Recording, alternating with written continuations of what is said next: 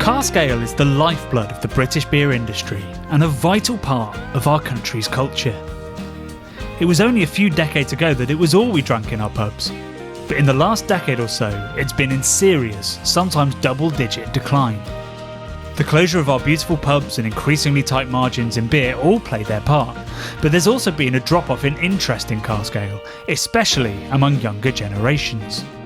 Its reputation has been damaged by clichés about who drinks it and quality issues related to how hard it is to brew well and serve right.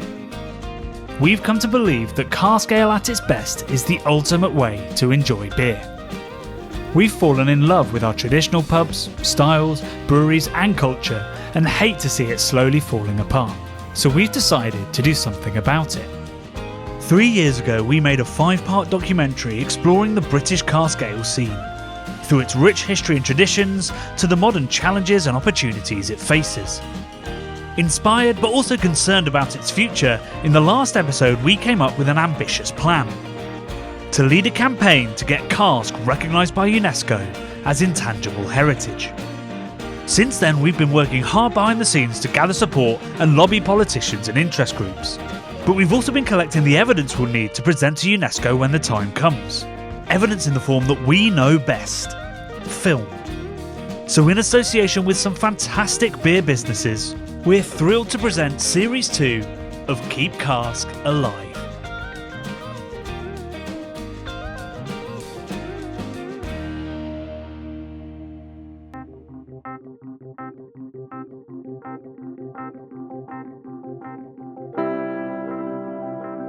Despite what some people may tell you, craft beer is not new to the UK. We're one of the few nations who never quite let our unique beer styles and cultures fade away as macro lager swept the globe. It's true that a lot of our brewing heritage is condemned to plaques, old signs and stories, but if you want a taste of British craft brewing, of its history and its future, you'll find it on the cask lines. And the style you're most likely to find there is bitter, if you can call it a style.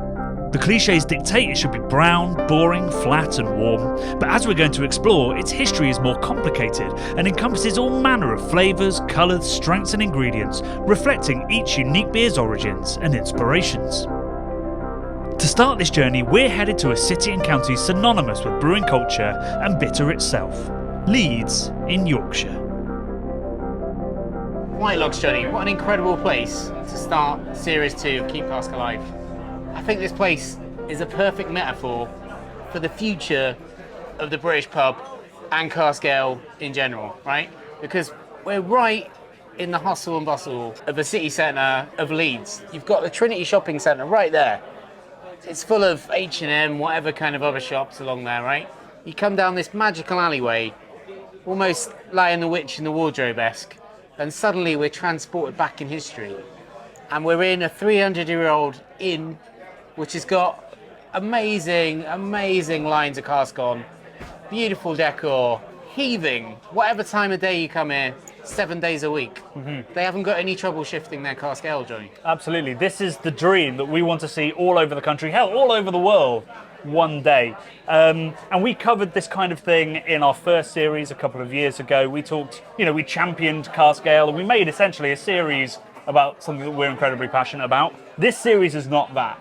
That inspired us to start what is now a campaign to get cask ale recognised by UNESCO as intangible heritage. So this series, we're going to be championing, we're going to be making all kinds of exciting stories about cask beer, but the future of cask, I think, relies on it getting the attention and the preservation and the excitement that it deserves, and that places like this have been doing for centuries, right? So in this series, we are going to be making the connection between farmers and the incredible, exciting artisan endeavours of brewers. We're going to be talking about the incredible lengths that brewers go to get the perfect kind of pints that we're drinking here. We're going to be talking about the regional variation of the incredible experience that's handed down generation to generation to generation by farmers, by maltsters, by distributors, by brewers, and indeed by drinkers. And then we're going to finish by heading to Belgium and learning how the incredible folk that got Belgian beer cafe culture recognised by UNESCO how they did it. But we are starting this campaign here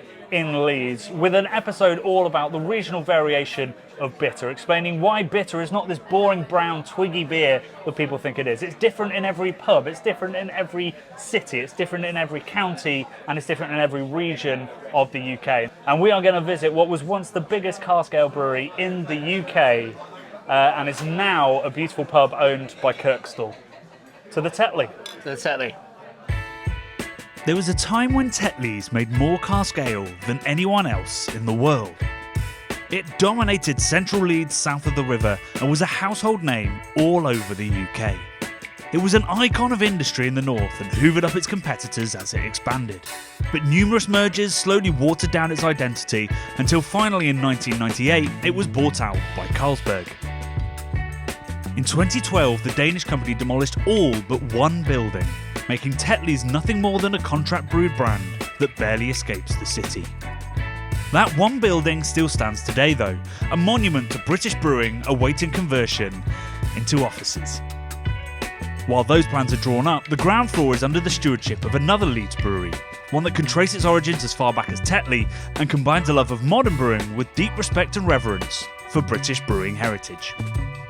Kirkstall Brewery is owned by Steve Holt, a lover of British and American brewing traditions and obsessive collector of Breweriana.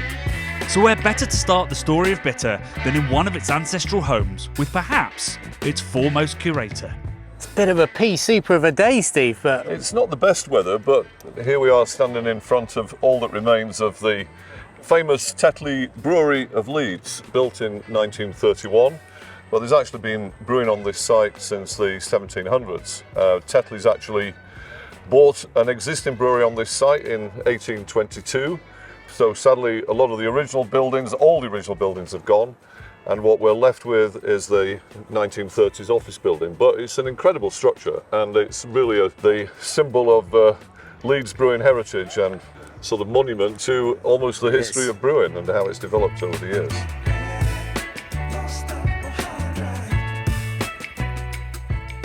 So welcome. Here we are in inside the offices. We've still got the original entrance with the revolving door.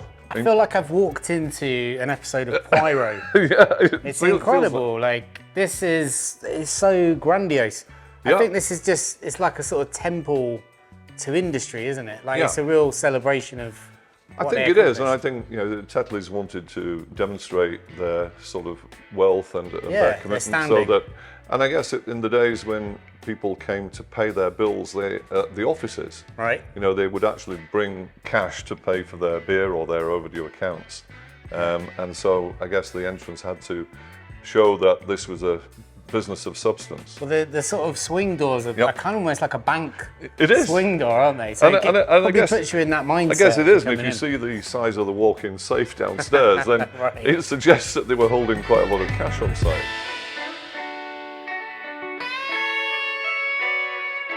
So let's have a look at the bar itself, and I guess it's a kind of a mini museum in that I've put a display of a lot of Leeds-related memorabilia, mainly in these cabinets. So, and it's a real mix of eras and ages, and of course Tetley's weren't the only brewery in Leeds 100 years ago. What's Bitter's place in Leeds, like as a town? I don't know, you get the feeling that maybe it's originated in the north originally, but bitters were born out of pale ales. Bitter was probably not used as a description for beer until probably the early part of the 20th century. Yeah. I think prior to that, beers were denoted as pales or milds or stouts, and often just by X's, and X, the number of X's denoting the strength of the beer. So I think bitter came about as a way of differentiating between what became known as milds, or the 1X or the 2X beers, which tended to be obviously less bitter, more malty, usually less alcohol, and the bitters were stronger in alcohol, and of course because there was more hop content, they were more bitter. And I think it's just a simple descriptive term, but I think as beer became more of a drink for thirsty workers, say from the steel industry. I mean, if you look at Sheffield is a good example. bitters and pale bitters in particular were really popular in those areas because people coming out after a hard day's work lost a lot of In a calories, blast lost a lot of furnace, sweat, sweating out, cold, sort of pale Yeah. beer with a bit of sharpness, a bit of bitterness. I think was much more refreshing. I mean, you wouldn't get that refreshment from, a pint of mild or stout or a sweeter malty beer. If bitter was inspired by the stuffy, sweaty workhouses and factories of northern England, it's fair to think that it might look and taste a little different in rural areas and port cities, or any places with different histories, cuisines, and of course wealth. That means regionality was once definitely a thing, and Steve still thinks it exists today. Yeah, and to be honest, when I go to a different part of the country, I want to drink the local beers. Yeah. I want to drink something that represents the local community and local tastes. And I think we still have regionality of taste. I think in the past, beers tended to get more bitter and paler as you ventured further north, and particularly around the industrial areas. And in the south, beer tended to be darker and maltier. And I think that still persists today. I think if you have a pint of beer in Dorset or the deep south, it's very different from having a pint of Yorkshire bitter. Obviously, Kirkstall don't just collect memorabilia, though there's even more of it at their brewery in the western part of Leeds. Alongside their delicious range of modern beers, they love to make bitters based on old recipes. In fact, they host an annual celebration of traditional British brewing called the Great Exhibition of Prize Ales. On the day we visited the Tetley, they'd just put on the last cask of a very special bitter indeed, one that was brewed to show what happened to bitter as a style once it had come to dominate northern brewing. Based off a few 1960s recipes that all included huge quantities of British hops, including a dry hop charge of Challenger, the depth and complexity of their special bitter amazed me when I sat down to try it with one of my favourite beer writers and Kirkstall brand manager Chris Hall. Traditionally, we've always drawn from one particular old Kirkstall Brewery Company recipe, or maybe something in that sort of ballpark. But this one we were looking at more what happened to bitter around this time period in the post-war era, particularly into the 1960s, where bitter starts to overtake mild completely and become its own kind of creature. You have these different kind of subcategories within that, and it's the first time you've really seen something like that happen since what happened to mild in the century prior.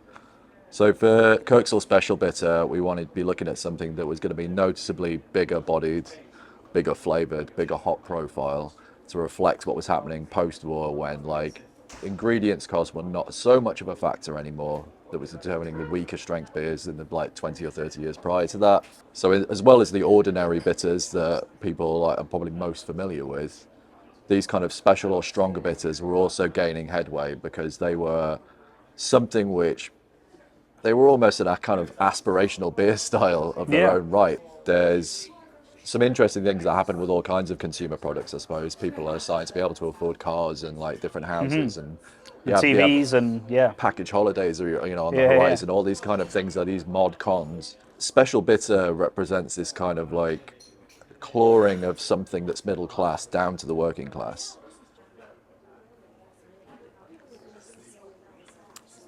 Yeah, so here you can definitely see, for a lot of people, maybe their major reference point here might be something like Fuller's ESB, which is actually a very modern beer. I think this is more representative of Yorkshire in that it's still got this snappy, almost cinder toffee kind of sweetness to it, but the body of the beer is dry. It still fills the palate with wonderful malt flavors, but it's the hop character that carries the thing all the way through. And people don't necessarily think when they drink a beer, they don't think I'm drinking something of its place because, craft is quite detached from, modern brewing is quite detached from it's globalized. Yeah, exactly. And, the commercialization of bitter and of lager has also removed that. And cask ale is one of these, and particularly cask bitter and mild, are two opportunities to really drink something that tastes of where it's from and the history that place has.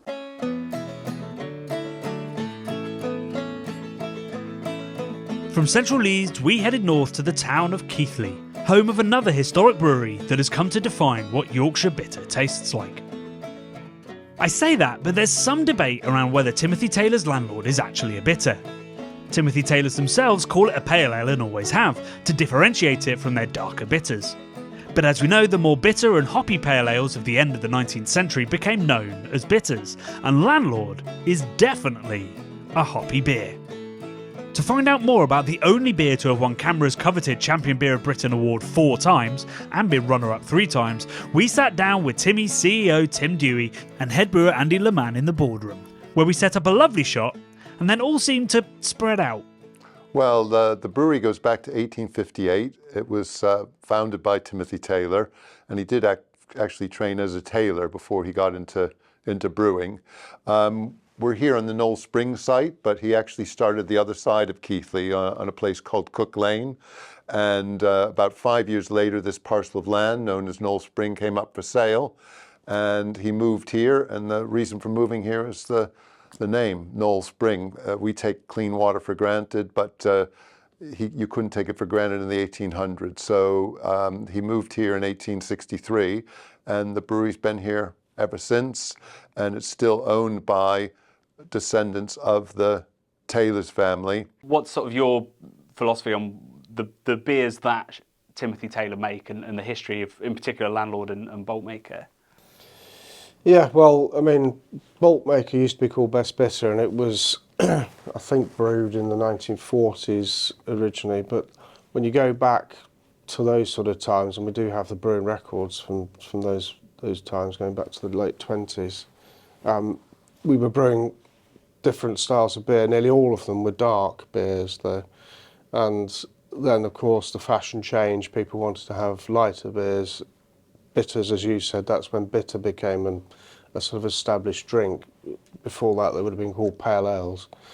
And then Landlord, 1953, was a beer developed by Alan Hay and the previous head brewer to him. And really, they had a lot of foresight because they actually created a very pale beer compared to the other cask beers in the country. So it started off as a bottled beer, but as a pale ale, and they used as much hops as they could and some aromatic hops, including some from Slovenia, Savinski Goldings, which give a citrus twist to the beer.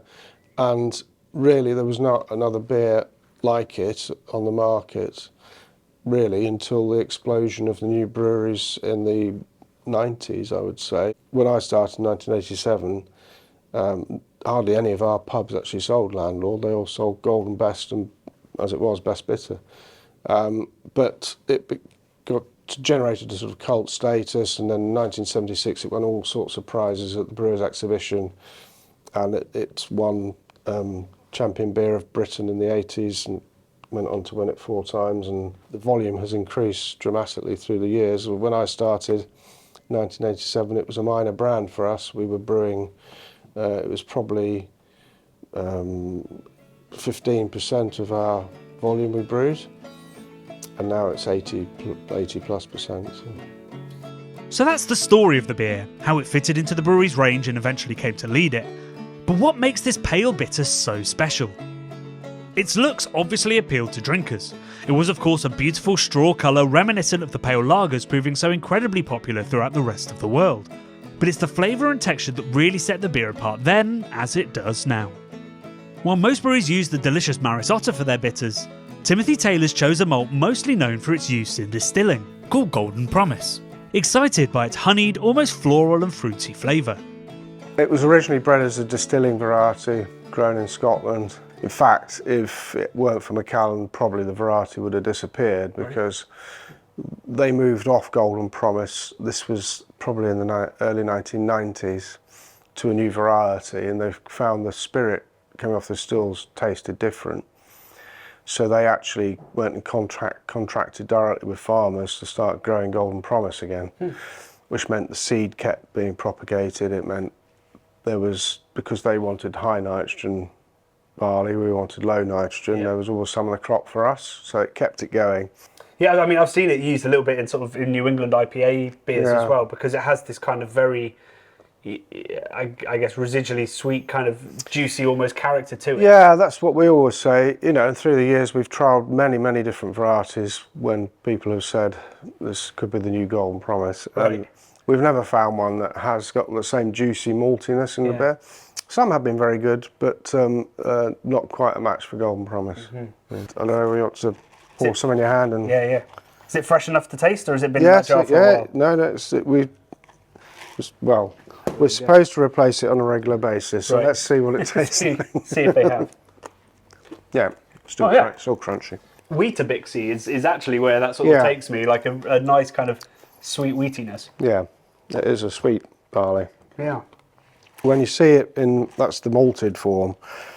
When you see it in the barley form, you know, when the maltsters will bring us samples of barley cut off just off the harvest, it does have a real golden tinge to the barley. that It's sort a of thing beautiful when that comes looking in. barley. Yeah, beautiful looking barley.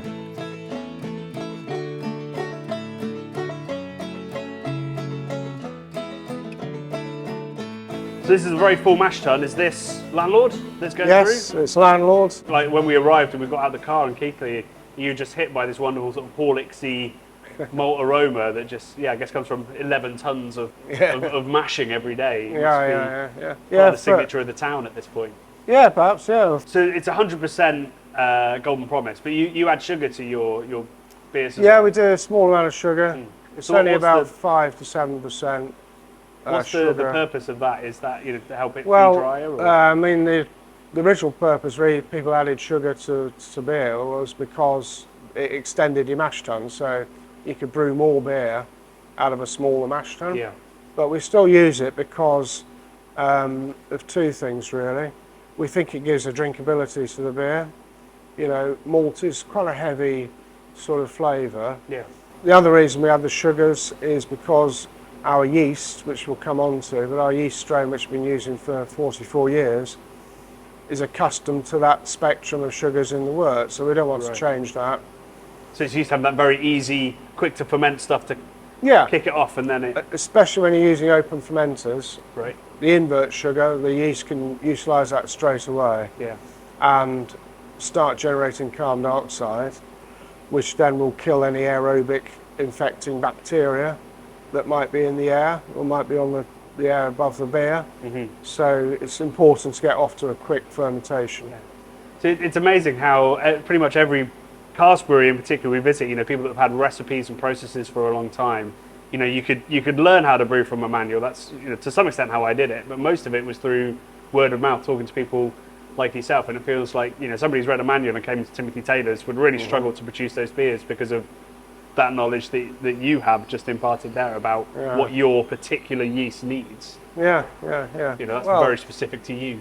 yes, you can write procedures and things to show people, to make people are doing things the right way, at the right times, and the right cleaning processes the right way, with the right percentage chemicals and stuff. But that's a part of the story. That's what enables you to keep consistency, but to really have the quality of the beer is a lot more than just following what's written down. Yeah.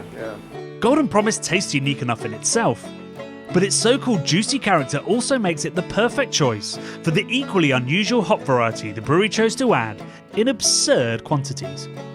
So we are absolutely surrounded by hops. I've never really seen anything quite like it, and I'm kind of amazed it's still, a manual job for somebody to add.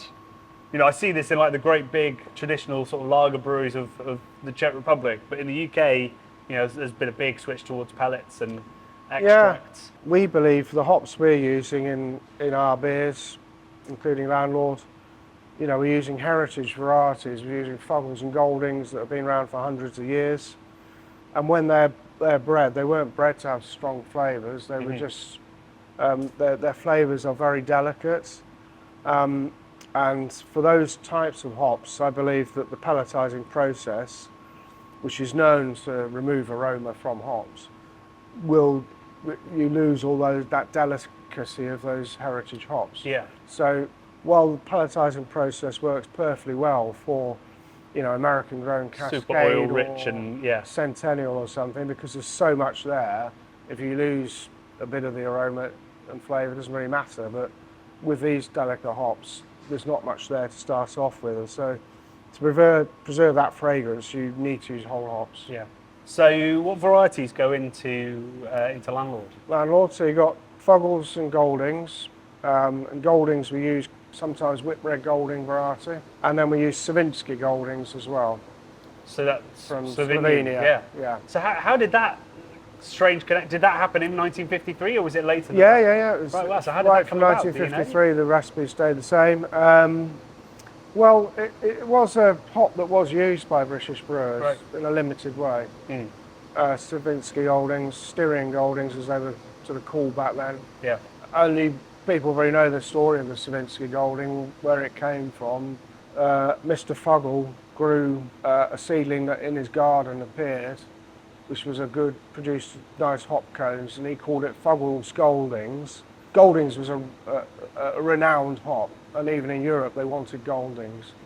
So he sold some of his Fuggles Goldings plants to the Slovenian growers. They thought they were buying Goldings, but actually they were buying Fuggles. So the Savinski Golding is genetically identical to the Fuggle. That's the thing, isn't it? As the French talk about terroir, the Savinski Golding is a Fuggle that is grown in Slovenia and has quite different characteristics to the Fuggle grown in Herefordshire and Kent. So I've never rubbed a Slovenian Golding. Yeah, we can can we do get some, to have a little check of the aroma? I'd love to do well, that, there's some down here actually. Okay. So you can see they're nice green hop. Yeah, beautiful colours. They're a funny hop because what they give to the beer is a citrusy flavour. Yeah. But you don't always get that on the nose. Yeah, it's much more kind of rounded and almost like it's very peachy. delicate. Yeah, it is, isn't it? It's fruity and sometimes it's a bit tea-like as well. Yeah. Yeah, if you served me a tea that smelled like that, I feel like it was going to do me a lot of good. Well, we could try. So they are quite oily, but very low alpha, so these will only be about 2% alpha. So yeah, you can really layer up that huge bit of aroma without having to worry about overbalancing the beer. Yeah. After being well and truly hopped, the beer is transferred to the brewery's deep, square fermenters. The shape, size and open tops of which are all fundamental to the flavour of the beer, catering to the way that the house strain of yeast has adapted over decades. It's absolutely incredible to think that the yeast has done that in, was this the first or the second batch of the day yesterday? This was first batch yesterday. Yeah, it's volatile. That sort of shaggy carpet is moving constantly. Yeah. It's a very vigorous fermentation. Yeah. Fermentation takes 3 days, about 3 to 4 days, till we skim the yeast off the top. Then we put the cooling on full, and it'll take another 3 to 4 days to cool down. So it's a 7-day cycle. The main thing about our fermentations is they're open fermentations. It encourages the yeast to flocculate onto the top of the vessel rather than sink to the bottom. And by doing that, there's so many organic pathways going on during fermentation, it's inevitable you'll get flavour differences. Yeah. The size and shape of your vessel is important to the way the yeast ferments.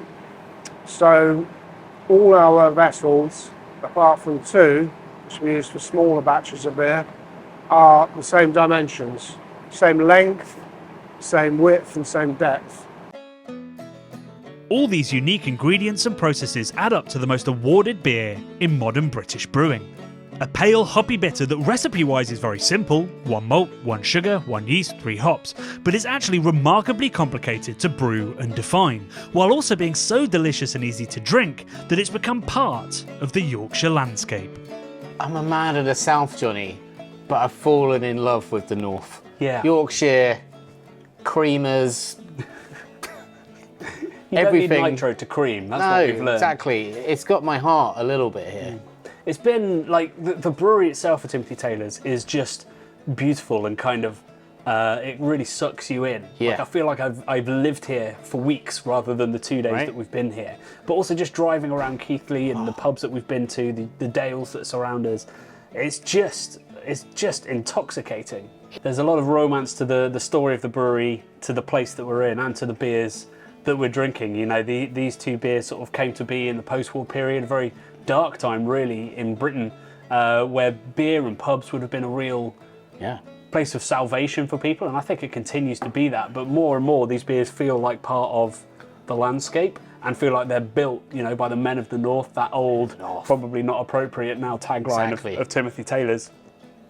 But now we're going to head south. We're going to go back to our homeland and see some very different beers poured in some very different ways. Johnny, I've just got used to the sparklers. Are you saying we're not going to have sparklers? We're going to rip those off like a band-aid. So yeah, let's get on the A1 and head south. On that note, we jump back in the car to head south, to remind ourselves of how bitter tastes and how it reflects the places Brad and I are from. But on the way, we decided to stop at a brewery just beyond the South Yorkshire border to pay our respects and learn about a very, very important piece of brewing heritage that's being brought back to life. Johnny, today we find ourselves in the beautiful Peak District and we're in the amazing Thornbridge Brewery, home of Jaipur. Indeed, and now home to an incredibly important and historic bit of brewing equipment, which was the bedrock upon which so many British styles were based when Britain was the powerhouse of brewing around the world. The Burton Union is a slightly mad-looking contraption used to ferment beers in the UK during the mid and late 19th century, most famously by Bass of Burton-on-Trent, once the world's largest brewer. It was replaced by more modern equipment during the 20th century in all but one of Britain's cask brewers. In fact, Marston's only stopped using it for its iconic pedigree bitter in the last few years, which is where Thornbridge fits in. With the Marston's Burton Union set to be scrapped in 2024, they managed to rescue a piece of it to use themselves and keep this historic bit of brewing equipment and knowledge alive.